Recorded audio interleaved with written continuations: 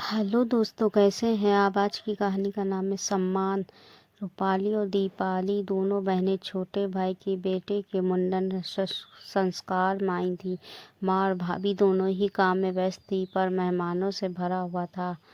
दोनों बहनों में बहुत प्रेम था। दीपाली अपनी बड़ी बहन की बहुत इज्जत करती थी। रूपाली दीपाली से 5 साल बड़ी थी। रूपाली की शादी एक समान परिवार में हुई थी। ससुराल वाले बहुत ज़्यादा अमीर नहीं थे। वहीं दीपाली की शादी अभी पिछले साल हुई थी। दीपाली खुद भी सॉफ्टवेयर इंजीनियर थी और उसने अपने पसंद के लड़के से शादी की थी। उसका पति भी सॉफ्टवेयर इंजीनियर था। दोनों की अच्छी कमाई थी। जब भी आती थी दोनों साथ मैके आती थी। भाई के बेटे का मुंडन संस्कार शुरू हो चुका था। बुआ क्या लेकर आई हो, इसी पर सब रिश्तेदारों की नज़र थी। रूपाली 5 जोड़ी कपड़े और कुछ खिलौने मिठाई जो लाई थी वो सब रख दिए। वहीं दीपाली ने ढेर सारे ब्रांडेड कपड़ों के साथ छोटी साइकिल, सोने की चेन, महंगे खिलौने और बहुत सारी महंगी चॉकलेट से सजी बास्केट रख दी। ये देखकर भाभी की आंखें फटी रह गई। माँ ने भी मना भी किया, इतना सब करने की क्या ज़रूरत है। तेरे भाई भाभी विदाई में कितना दे पाएंगे। माँ, मैं अपने भतीजे को दे रही हूँ, भाई भाभी को नहीं। दीपाली ने जोर देकर कहा तो वो सब सामान वापस नहीं लेकर जाएगी। सभी मेहमान दीपाली की तारीफों के पुल बांध रहे थे कि आज बुआ ने तो खजाना ही लुटा दिया। दीपाली को सब पलकों पर बैठा रहे थे। वो जब से आई थी बस आराम ही फरमा रही थी, क्योंकि उसके घर में नौकरानी थी, उसे काम करने की आदत नहीं थी। माँ कोई भी काम बताती तो रूपाली को बताती थी। रूपाली जब से आई थी रसोई में चाय नाश्ता बनाने में लगी थी।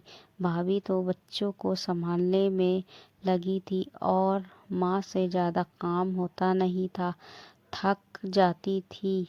रूपाली ने कमर कसी हुई थी। उसके ससुराल में नौकर भी नहीं थे, इसलिए उसे काम करने की आदत थी। वो झट से उठकर फट काम निपटा रही थी। भाई भाभी दीपाली के आराम का, खाने पीने का भी पूरा ध्यान रख रहे थे। वही रूपाली काम में ही व्यस्त थी। 2-3 दिन में सारा काम निपट गया। दीपाली वहीं से ऑफिस का काम लैपटॉप पर करती रही। वहीं रूपाली काफ़ी थक चुकी थी।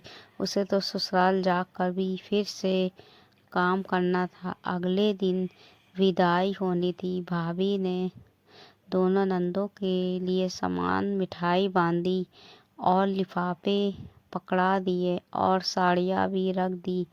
दीपाली ने उत्सुकतावश रूपाली की साड़ी देख ली तो उसे आश्चर्य हुआ कि रूपाली को समान सी साड़ी दी है और उसे विदाई में शिफॉन की साड़ी दी है। दीपाली को भाभी ने 4 डिब्बे मिठाई के और रूपाली को 2 ही डिब्बे रखे हैं। अब दीपाली सब समझ गई थी। उसने जबरन दीदी का लिफाफा खोल कर देखा तो उसमें 2100 रुपये थे और दीपाली के लिफाफे में 11,000 रुपये थे। रूपाली चुप थी, पर दीपाली चुप ना रह सकी। उसने भाभी को बुलाकर फटकार लगाई, मैके से बेटियों को बराबर की विदाई मिलनी चाहिए, आपने तो भेदभाव क्यों किया।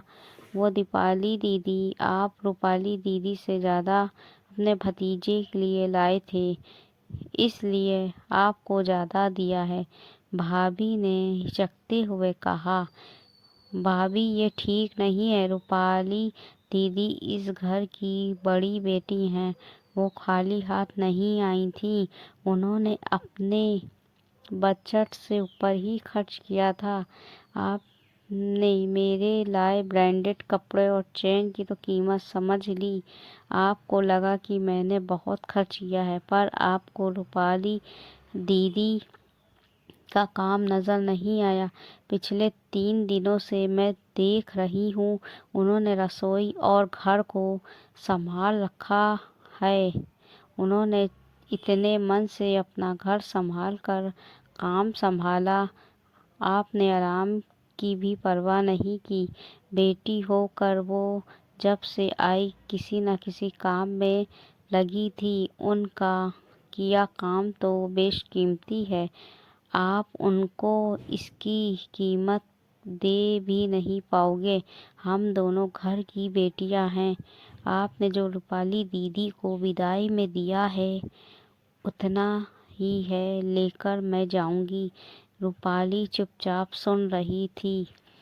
दीपाली की बातें सुनकर उसकी आंखों से आंसू बह चले। वो बोली, छोटी, मुझे कोई फर्क नहीं पड़ता। मुझे तो भाई भाभी से प्यार और सम्मान चाहिए। नहीं रूपाली दीदी, मुझे फर्क पड़ता है। मैं ये विदाई और रुपए लेकर नहीं जाऊंगी। आप लोगों को इतना खर्च करने की ज़रूरत भी नहीं है। बेटियां मायके कुछ लेने नहीं आती हैं। दीपाली और रूपाली ने मना किया, पर माँ और भाभी नहीं मानी। भाभी ने रूपाली दीदी से माफ़ी मांगी। माँ को भी अपनी भूल समझ में आई। भाई ने चुपचाप दीदी को भी दीपाली दीदी के बराबर का सम्मान सामान और रुपए भेंट में दिए और हंसी खुशी विदा किया। ये भी समाज की कड़वी सच्चाई है। जो बेटी पैसे वाली होती है, मायके में उसको उतना ही सम्मान मिलता है। भाई के लिए बहनें बराबर ही होनी चाहिए।